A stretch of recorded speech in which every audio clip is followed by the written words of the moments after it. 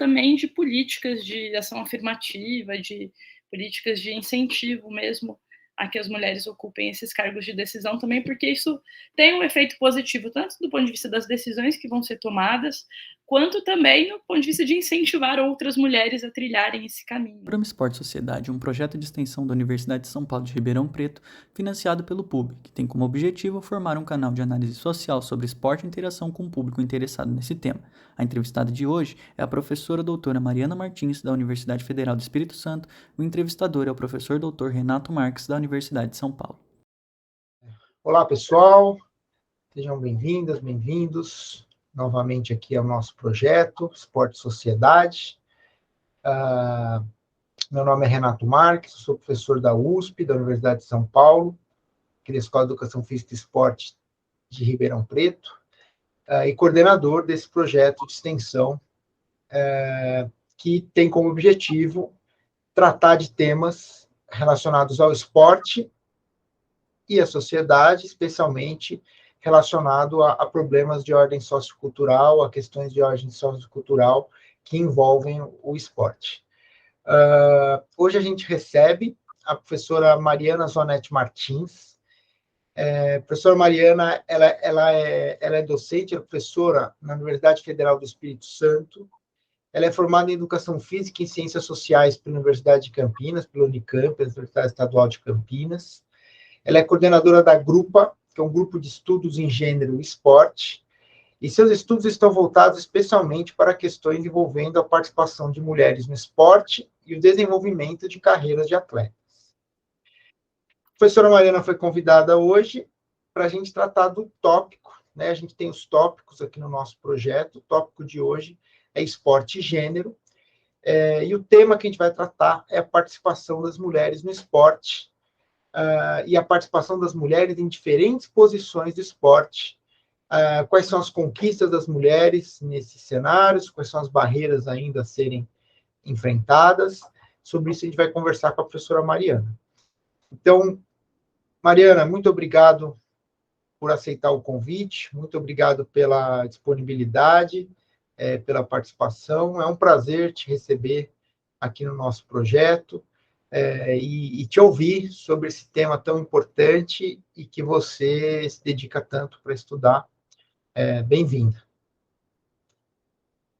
Bom dia, Renato. Eu queria agradecer o convite, saudar a iniciativa desse projeto de difusão do conhecimento científico, né? Muito importante a universidade abrir as portas, e também de tocar nesse tema, que eu considero um tema que é fundamental, que é a participação esportiva das mulheres, né? A gente sabe que é muito importante, né, a participação nos esportes, na atividade física de uma forma geral, né, para boa vida, né? A gente tem uma difusão de discursos que falam da importância para a saúde, inclusive para a economia do sistema público de saúde, né? Alguns discursos mais instrumentais, outros menos.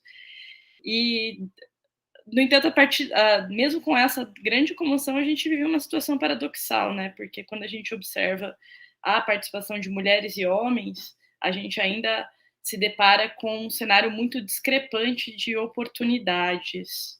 E isso acontece desde a infância e perdura pela vida toda, né? Mas, assim, apesar dessa grande discrepância, hoje a gente pode dizer que a gente vive um cenário de otimismo e de crescimento do esporte de mulheres, né? Se a gente for lembrar, por exemplo, da Copa do Mundo, mesmo masculina do ano passado, de repente a gente via mulheres narrando, mulheres arbitrando, coisas inéditas, né? Uma fala sobre as mulheres no esporte que, de alguma forma, não acontecia 4 anos atrás, né? A gente já sabe que esse ano vai ter Copa do Mundo de mulheres também, né? Isso é muito importante no nosso Brasil, nosso país, né, o Brasil, o país do futebol, né? Quando a gente teve a Olimpíadas de Tóquio também em 2021, acho que foi uma Olimpíada, Jogos Olímpicos marcantes, né? Porque a gente teve o maior índice, a maior proporção de mulheres atletas dentro da competição. Foram quase 49% dos atletas inscritos eram mulheres. Isso é um índice inédito, né? O COI tem expectativa de, na Olimpíada de 2024, atingir, né, essa igual proporção entre homens e mulheres enquanto atletas. É claro que isso é interessante, porque se a gente for observar a própria história dos Jogos Olímpicos, né, a primeira edição foi em 1896 e a gente não tinha mulheres inscritas, né? O próprio Pierre de Coubertin, ele era contra a participação das mulheres nos Jogos Olímpicos. As mulheres foram participar apenas em 1900, né? E que foi a segunda edição com apenas 22 mulheres participantes. Então, assim, de 1900, que foi um Jogos Olímpicos que também aconteceu em Paris, para 2024, né, 124 anos depois, talvez a gente tenha finalmente essa paridade de mulheres inscritas. Né? E é um movimento, para a gente chegar nesse equilíbrio, né, nesse balanço, é um movimento que vem acontecendo a partir de pequenas e importantes iniciativas que são tomadas desde pelo menos 3 décadas. Né? A gente tem a Declaração de Brighton, em 1994, que foi uma declaração importante, né, de que o esporte também é direito das mulheres e as confederações e organizações esportivas precisam tomar medidas para garanti-lo, né, para garantir o acesso de meninas e mulheres ao esporte. O COI solta a primeira nota incentivando a participação de mulheres em 1996, né, falando inclusive de mulheres em postos de liderança, né, e aí a gente tem esse processo paulatino de quase 30 anos de pequenos passos em direção a esse crescimento da participação das mulheres para tentar obter um balanço que seja pelo menos no número de atletas inscritas. É claro que a gente está falando do cenário de alto rendimento, né? Ele é um espelho interessante para a gente ver como que estão as oportunidades, né, nesse topo da pirâmide, ou talvez nesse espaço particular do fluxo esportivo, e de alguma forma a gente acredita que isso vai ter repercussão no resto, né, dos outros contextos esportivos. Precisa ter, porque apesar desse cenário positivo de crescimento, a gente ainda tem cenários muito desiguais no que tange à participação mais cotidiana nos esportes, né? Os dados que estão naquele relatório da ONU, né, do Movimento é Vida, na PNUD, aqui no Brasil, no caso, eles informavam para a gente que as mulheres tinham 28,4% de chances menores que os homens de participar do esporte de uma forma geral, né, aqui no Brasil. Quando a gente olha para as crianças na educação física escolar, um outro dado também que chama atenção, né, recentemente a gente sistematizou alguns dados daquela pesquisa nacional com escolares, né, de saúde escolar, e a gente viu que as meninas elas têm, em média, 15 minutos a menos de prática na educação física escolar por semana em relação aos meninos, né? Ou seja, dentro de uma mesma escola, de uma mesma aula, as meninas têm, em média, 15 minutos a menos de prática que os meninos. E mais, a gente tem um dado que mais da metade das meninas no Brasil tem menos de 5 minutos de educação física, de prática de educação física na semana, né? Então, assim, se considerar que a educação física escolar ela é um espaço que ajuda a conhecer as práticas corporais, a tomar gosto pelas práticas corporais, a aprender e se envolver, o fato das meninas não estarem tendo essa oportunidade vai ter desdobramentos na forma como o esporte vai se integrar na vida delas. Né? E a gente percebe que ao longo da vida, né, tem uma taxa de declínio da participação esportiva das meninas, sobretudo a partir da adolescência, muito mais acentuada que dos meninos. Né? Então, isso vai repercutir na forma como essas mulheres vão ter oportunidade de, na vida adulta, se integrar com o esporte, na forma como elas vão, inclusive, se integrar como consumidoras, como participantes, né, da comunidade esportiva de uma forma geral. Enfim, a gente percebe assim, que o cenário é otimista, mas a gente ainda se depara com muitos desafios, né, sobretudo quando a gente está falando da participação esportiva. Legal, Mariana. Não, é esse o cenário mesmo que eu gostaria de a gente tratar nessa conversa, porque, sem dúvida, há avanços, né? Mas o esporte ainda é um espaço, como algumas autoras, alguns autores atrás, de reserva masculina ou de predominância de participação masculina, especialmente quando a gente considera o esporte não só a participação esportiva como atleta ou como praticante, também outras posições, né? Como treinadores, treinadoras, gestores, gestoras, enfim, N formas de participar no espaço esportivo, que ainda, embora esses avanços, ainda oferece barreiras às mulheres, como os dados que você colocou, e que é importante a gente considerar. Talvez não considerar o esporte só no alto rendimento, mas o esporte de uma forma mais ampla. Né? Nesse contexto, eu te faço uma primeira pergunta, que assim, você já começou a pedir para você aprofundar. Como é esse cenário de participação das mulheres no esporte no Brasil? Mas, além das atletas, como é o cenário também de dirigentes, de treinadoras? Existem alguns dados, por exemplo, a gente estava conversando antes de começar a entrevista, né? Tem alguns dados do esporte universitário norte-americano, que aponta que no esporte universitário norte-americano, isso está no livro do professor Jay Coakley, né, da Sporting Society, de que em 1977 e 2012, no esporte feminino nos Estados Unidos, o número de treinadoras mulheres tem uma tendência de queda importante, exceto no futebol, que teria um aumento de 2%. Né? Enquanto as quedas variam entre 30%, 40%, 20 e poucos por cento. Então, assim, mesmo no esporte feminino nos Estados Unidos, a participação de treinadoras, ela muitas vezes é menor que de homens e há uma tendência de diminuição. Então, eu vou pedir para você falar sobre esse atual cenário de participação das mulheres no esporte, especialmente no Brasil, tratando tanto de atletas quanto também de outras posições. Como está isso hoje no Brasil? Como é a participação? A participação esportiva, ela está se tornando mais democrática no Brasil entre homens e mulheres, ou ainda é um longo caminho a ser percorrido? Como está essa situação, Mariana? Por favor. Renata, acho que é importante contextualizar esse dado do Coakley, né? Porque quando a gente pega esses dados de mulheres treinadoras no esporte universitário norte-americano, a gente observa esses dados, sobretudo, a partir do efeito de uma legislação específica lá dos Estados Unidos, que é a Title IX.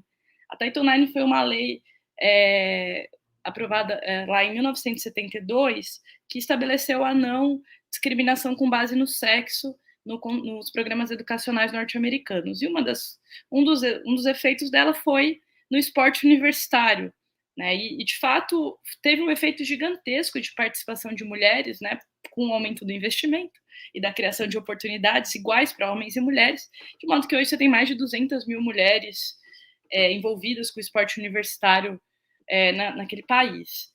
Né? No entanto, um dos efeitos não intencionais dessa lei foi uma diminuição na proporção das mulheres que ocupavam espaços de liderança, né, como treinadoras no esporte universitário norte-americano.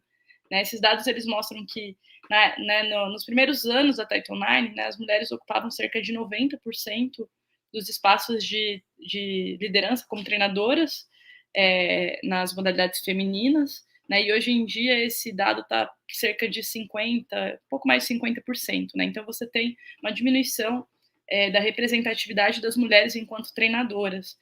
E aí a literatura aponta isso como um efeito não intencional, né? Porque a ideia era criar mais espaço para as mulheres no esporte e como atletas esse espaço de fato se ampliou. No entanto, ele não repercutiu da mesma maneira nos postos de liderança, né? Demonstrando que quando aumenta a proporção de recursos para os esportes femininos, talvez diminua o espaço das mulheres, né? Aumente o interesse dos homens em atuar no esporte de mulheres, algo assim, sabe? Então a gente tem que pensar um pouco também os efeitos, né, dessas legislações e pensar como que a gente consegue criar oportunidades para as mulheres em outros espaços, né? Porque é fundamental que as mulheres estejam participando das tomadas de decisão também, no que diz respeito à sua prática esportiva. E aí eu acho que talvez uma comparação interessante para a gente pensar no contexto brasileiro seja o caso do futebol de mulheres, né, que a gente tem um crescimento grande da modalidade no Brasil, né, sobretudo a partir de 2019, com uma nova regulamentação da Conmebol que obrigou os times que disputavam competições sul-americanas a terem equipes femininas. E aí você tem as mulheres ocupam um pouco mais de 10% dos espaços disponíveis nas comissões técnicas das equipes femininas. Né? Não é nem como treinadoras, né? Treinadoras tem uma ou duas. É na comissão técnica de forma geral, né? Menos de, acho que é 14% dado. A gente ainda tem um futebol de mulheres, né? Para usar a metáfora da Júlia Passeiro e da Larissa Galati, né? Comandado por homens, né?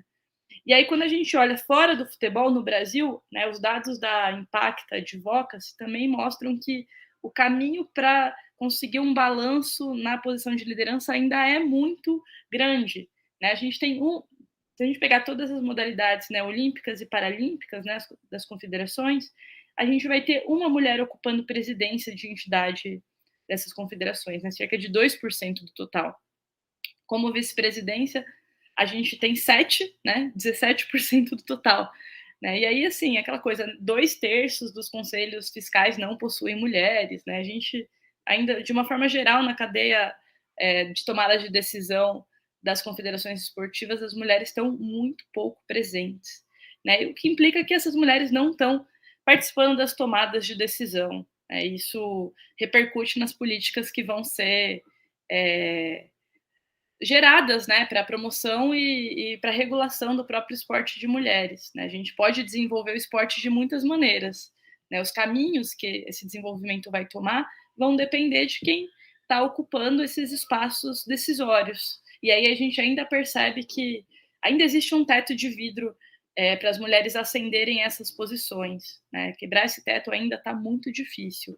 Né? Recentemente, até a Fofão assumiu o cargo de treinadora da seleção de base de vôlei, não sei se você viu, e aí teve uma fala do Nauber, né? Eu admiro muito o Nauber, né? Como atleta, como comentarista, mas ele fez uma fala um pouco triste, né? Que ele falou: muito legal, o Fofão tá assumindo e tal.